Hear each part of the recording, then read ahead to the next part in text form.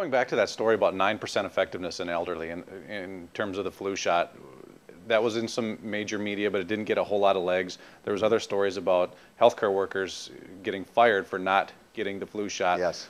Why doesn't this send up red flags? People go, well, hey, wait a second. The flu shot's not working here. Why should I get one? You're firing me. I mean, it just Well, there's a doesn't make lot. sense. There's a lot invested, as we may have mentioned before. There's a lot invested in the pipeline, if you will, of new drugs that are really not looking very promising for that industry, which is about as profitable as probably anything on the planet.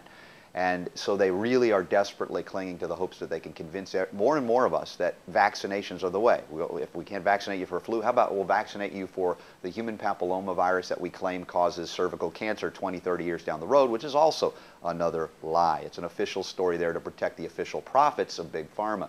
So the question is, when is it that we wake up? And they don't want you to. And there's the mass media. We talk about, if you call it a mainstream or the old media, the monopoly media, totally in bed with Big Pharma and also big government, the government regulators who have been purchased by these multinational corporations that have no allegiance to any nation or state, least of all your health or my health, except that they can make us permanent customers by, well, force, in fact, which is the evolution of what we have not talked about, I think, since then, the passage of Obamacare, as they call it, which really it strengthened the medical monopoly. It did not bring any natural medicine, true prevention, or anything that I perceive would be of benefit to those in need, but it merely strengthened a monopoly that was losing its grip on the people.